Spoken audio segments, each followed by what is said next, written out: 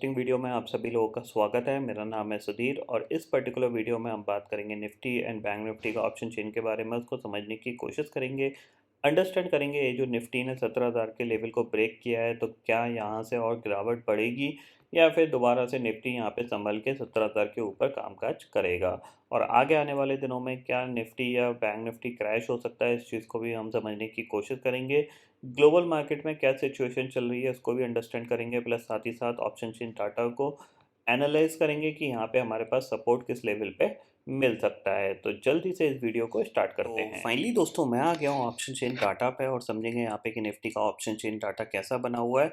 साथ ही साथ अंडरस्टैंड करने की कोशिश करेंगे आज जो मार्केट में गिरावट आई है उसका मेन रीज़न क्या हो सकता है, और आगे आने वाले दिनों में यानी कल का जो ट्रेडिंग सेशन है रहेगा उसमें आपको क्या प्लान करना चाहिए, इस चीज़ को हम समझने की कोशिश कर रहे हैं। बट सबसे पहले बात करते हैं मार्केट एट 11 के वीडियो की। मार्केट एट 11 के वीडियो में मैंने आपको एक पॉइंट समझाया था कि मार्केट थोड़ा कंसोलिडेशन कर सकता है। तो ऑलमोस्ट ये आपका जो फर्स्ट हाफ था वो पूरा कंसोलिडेशन में निकला। सेकंड हाफ में आप जब ये ग्लोबल मार्केट स्लिप करना स्टार्ट हुए तब जाके निफ्टी ने 17,100 को ब्रेक करके उसके नीचे ट्रेड करना स्टार्ट किया। ऑलमोस्ट 150 पॉइंट की गिरावट आपकी कब आई है? करीब 2:30 बजे के बाद।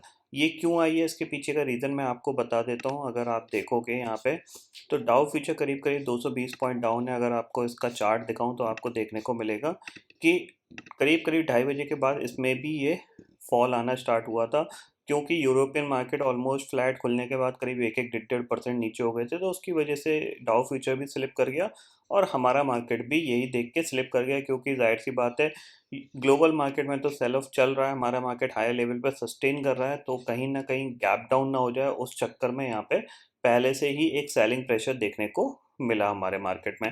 तो उसी का इफेक्ट ये आपको देखने को मिला। इवन जो 100 पॉइंट लास्ट में जो 120 पॉइंट गिरा है, तो ये तो करीब करीब आप देख रहे हो 2:50 के बाद गिरा है। बिल्कुल एंड ऑफ द डे गिरावट आई है कहीं, क्योंकि लोगों को ऐसा लग रहा था कि कल गैप डाउन ना हो जाए, तो वो पहले से ही अपनी पोजीशन हल्की करके गए हैं। खासकर पुट राइटर्स या जिनकी लॉन्ग पोजीशन थी वो अपनी पोजीशन को हल्का करके गए। इसीलिए एंड ऑफ द डे आपको एक शार्प सेल ऑफ देखने को मिला। सेम चीज़ बैंक निफ्टी में मैंने आपको बताई थी कि एक पर्टिकुलर कंसोलिडेशन करेगा। इसने पूरे दिन इसी रेंज के अंदर कामकाज किया और एंड ऑफ द डे जाके ये रेंज ब्रेक डाउन हुई है।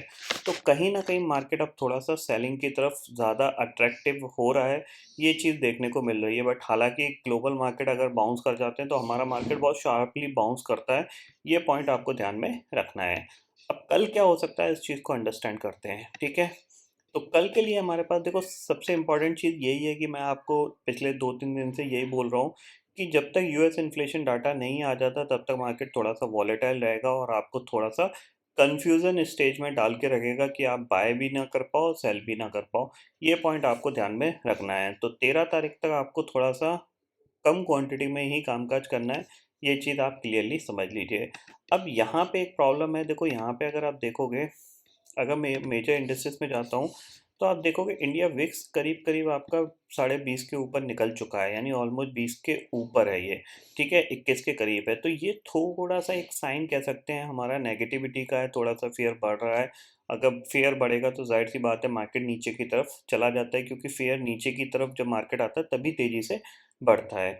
दूसरी चीज़ अगर आप देखोगे तो आप S&P 500 बिक्स भी ऑलमोस्ट 34 के करीब है, ये भी एक नेगेटिव साइन है। बट अगर आप इसका देखोगे तो ये यहीं कहीं से रिवर्स कर जाता है। अगर मैं पिछले 1 साल का देखूं तो आप देख रहे हो कंटिन्यूअसली ये इसी 34-35 के लेवल के आसपास जाके ही रिवर्स करता है, यानी ये भी कहीं ना कहीं अपने रेजिस्टेंस की तरफ है।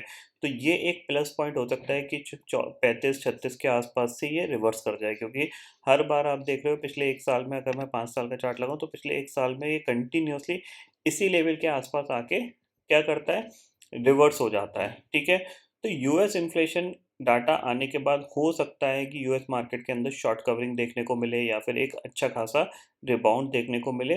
तो उसके लिए आप पहले से ही प्रिपेयर रहिएगा, क्योंकि यूएस मार्केट ऑलरेडी ओवरसोल्ड है, ठीक है, बिल्कुल लोअर लेवल पे कामकाज कर रहे हैं और विक्स भी आपका अगर देखा जाए तो कहीं ना कहीं रेजिस्टेंस के पास पहुंच गया है। तो ये चीज़ एक अपॉर्चुनिटी की तरह लोग देख सकते हैं, इसीलिए वहाँ पे शॉर्ट कवरिंग आ सकती है। थोड़ा सा ये पॉइंट आपको ध्यान में रखना है, ठीक है। अब बात करते हैं अपने मार्केट की। अगर हम आज के ऑप्शन चेन डाटा में देखें तो कॉल राइटर सुबह से काफ़ी तेज़ी से एग्रेसिवली 17,200 की कॉल सेल कर रहे थे। ये चीज़ मैंने आपको सुबह भी बताई थी। तो 17,200 की कॉल पे ही आपको 93 लाख का ओपन इंटरेस्ट दिख रहा है और पुट पे देखा जाए तो करीब 25 लाख का ओपन इंटरेस्ट दिख रहा है। 17,100 की कॉल की बात करते हैं तो 70 लाख का ओपन इंटरेस्ट है और पुट की बात करें तो सिर्फ 34 लाख का ओपन इंटरेस्ट दिख रहा है। 17,000 की कॉल की बात करते हैं तो 45 लाख का ओपन इंटरेस्ट है और पुट पे कितना है, 53 लाख का ओपन इंटरेस्ट दिख रहा है। इसका मतलब क्या है, इसके नीचे अभी कॉल राइटर शिफ्ट नहीं हुए हैं। इसका मतलब ये है कि नीचे की तरफ मार्केट को सपोर्ट मिल सकता है, बट रेजिस्टेंस के तौर पे आपके पास 17,200 स्ट्रॉन्ग रेजिस्टेंस बन के आया है इस पर्टिकुलर सीरीज में। अब हालांकि इस पर्टिकुलर सीरीज में कोई दिन ज़्यादा नहीं रह गए हैं, आपको कल का ट्रेडिंग सेशन है, परसों एक्सपायरी है, तो जाहिर सी बात है ये 2 दिन थोड़े से ज़्यादा वॉलेटाइल रहेंगे, ज़्यादा परेशानी वाले रहेंगे। ये चीज़ आप क्लियरली समझ लीजिए। जो बात मैं आपको कर रहा हूँ कि देखो पुट राइटर्स ने अपनी पोजीशन कैसे छोड़ के गए हैं। ऑलमोस्ट हर लेवल पे 17,000 की पुट पे करीब 32 लाख का ओपन इंटरेस्ट घट के आया है। 17,100 की पे भी करीब 36 लाख का, 17,200 की पे भी करीब करीब 40 लाख का ओपन इंटरेस्ट। तो बेसिकली जो एंड में मार्केट गिरा वो इसी वजह से गिरा, क्योंकि पुट राइटर्स, जाहिर सी बात है, जिन्होंने पुट राइट कर दिया और मार्केट गैप डाउन खुल जाए और इंडिकेशन भी दे रहा है गैप डाउन खुलने के, तो फिर उनको लॉस हो सकता है। इसलिए उन्होंने अपने सबसे अच्छे काम किया है कि भैया आज ही अपनी पोजीशन छोड़ देते हैं, कल दोबारा देखेंगे, अगर फ्लैट खुलेगा या कुछ भी करता है, पॉजिटिव बिहेव करेगा तो दोबारा से हम सेल कर सकते हैं। बट बड़ा गैप डाउन हो गया तो फिर थोड़ा प्रॉब्लम वाली बात रहेगी। ठीक है, चार्ट पे चलते हैं तो चार्ट को देखते हैं। सबसे पहले निफ्टी का चार्ट देखते हैं। 15 मिनट का टाइम फ्रेम का चार्ट है। अब देखो पूरा ये गैप है, जो इस गैप को ये फिल करने के लिए ऑलमोस्ट आ चुका है। ठीक है ना, यहीं से इसने, ठीक है, ये 16,875 का जो लेवल है, इस लेवल तक निफ्टी आ सकता है। इवन इस लेवल को क्या, नीचे 16,750 तक भी जा सकता है। ये चीज़ ध्यान रखिएगा। इस लेवल के आसपास जाके ये सपोर्ट ले सकता है। अगर नहीं लेता है, ब्रेकडाउन करता है, तो हमारे लिए नए टारगेट खुलेंगे जो कि होगा 16,500 और 16,350 के। ठीक है, हायर साइड पे अगर देखा जाए तो ये आपके लिए एक स्ट्रॉन्ग रेजिस्टेंस है।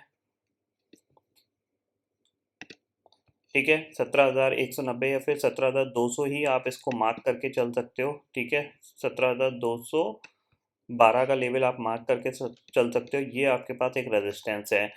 तो ये चीज़ आप समझ लीजिए कि अगर हम 17,250 के ऊपर ट्रेड का करना स्टार्ट करेंगे तभी हम कह सकते हैं पॉजिटिव है, वरना अदरवाइज हम या तो कंसोलिडेशन करेंगे या थोड़ा सा नेगेटिव रहेंगे। हालांकि एक्सट्रीमली नेगेटिव तो मैं अभी भी इसको नहीं बोलूँगा, क्योंकि 17,000 तो एक नॉर्मल फिगर रह गया है। ऐसा कोई फिगर ही नहीं रह गया है जिसको मार्केट ईजिली ब्रेक ऊपर की साइड ना कर पाए या नीचे की साइड ना कर पाए। ठीक है ना, तो कहीं ना कहीं ये मार्केट अभी भी इसी लेवल में ही घूमने की कोशिश करेगा, 16,750 से लेके 17,300 के बीच में। और अगर इसकी लोअर साइड की रेंज देखा जाए तो 16,500 आपके लिए एक इम्पॉर्टेंट सपोर्ट का काम कर सकता है।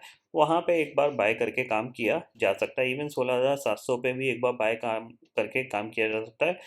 फर्दर सेल ऑफ, यहाँ से एग्रेसिव सेल ऑफ तभी आएगा जब यहाँ से यूएस मार्केट, मान लीजिए यूएस इन्फ्लेशन डाटा आने के बाद 3-3, 4-4, 5-5% और गिर जाए। बेसिकली क्या है, मार्केट को एक होप चाहिए कि हाँ, कई चीज़ें इम्प्रूव हो रही हैं। अगर यूएस इन्फ्लेशन डाटा आता है और मान लीजिए यूएस मार्केट बाउंस कर जाता है तो हम भी बाउंस कर जाएंगे। लेकिन अगर यूएस इन्फ्लेशन डाटा आता है उसके बाद यूएस मार्केट गिर जाते हैं 2-2, 3-3, 4-4%, तो फिर हो सकता है हम थोड़ा सा एग्रेसिवली गिर जाएं, फिर निफ्टी 16,000 भी जा सकता है।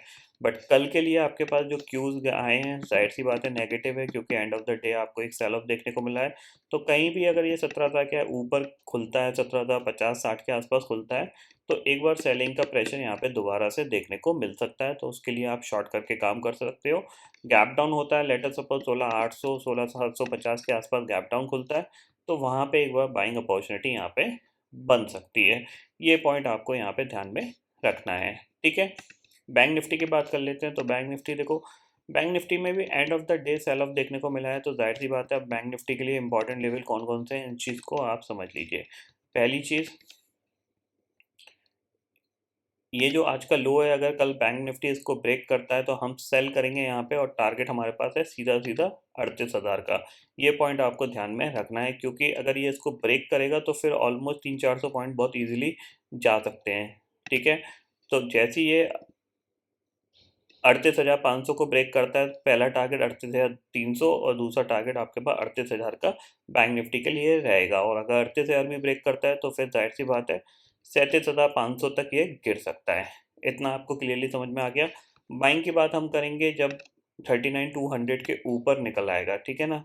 बाइंग की बात हम कब करेंगे, जब ये इस लेवल के ऊपर निकल जाएगा, ठीक है। 39,300 के ऊपर निकलेगा तभी हम बाय करके काम करेंगे।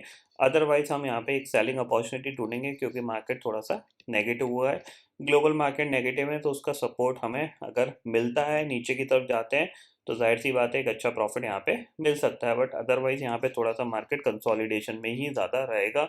निफ्टी में गिरने का, निफ्टी का सबसे बड़ा कारण है रिलायंस भी आज आपको गिरा, और आईटी स्टॉक्स ने काफ़ी अच्छा ट्रैक किया निफ्टी को।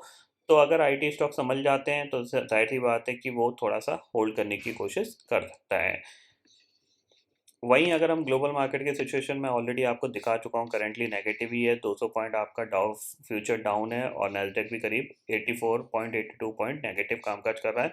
यूरोपियन मार्केट जो 1.5-2% डाउन थे, अब थोड़ी सी रिकवरी इनमें देखने को मिल रही है। अगर आप देखो तो यहाँ पे आप ये नीचे ऑलमोस्ट कितना 12,100 का लो बना के अभी रिकवर होने की कोशिश कर रहा है। अब जाहिर सी बात है थोड़ी सी नेगेटिविटी इनकी वजह से ये, क्योंकि ये कंटिन्यूसली स्विंग लो बनाते जा रहे हैं, ठीक है ना। यूरोपियन मार्केट में ज़्यादा खतरा है रैदर देन अमेरिकन मार्केट या फिर हमारे मार्केट।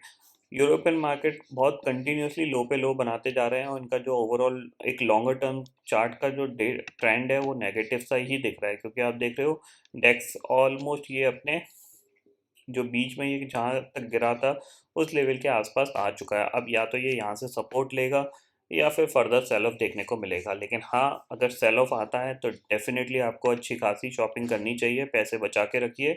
और अगर मार्केट लेटर सपोज निफ्टी 15,000 पहुँच जाता है या फिर 14,000 पहुँच जाता है, तो फिर आपको एक अच्छा खासे स्टॉक अच्छी खासी वैल्यूएशन पे मिलेंगे, और उनमें आप डेफिनेटली ज़रूर इन्वेस्टमेंट करिएगा, ठीक है।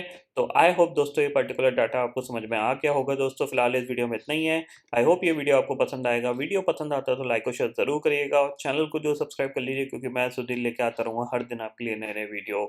इसी के साथ शुक्रिया दोस्तों, जय हिंद।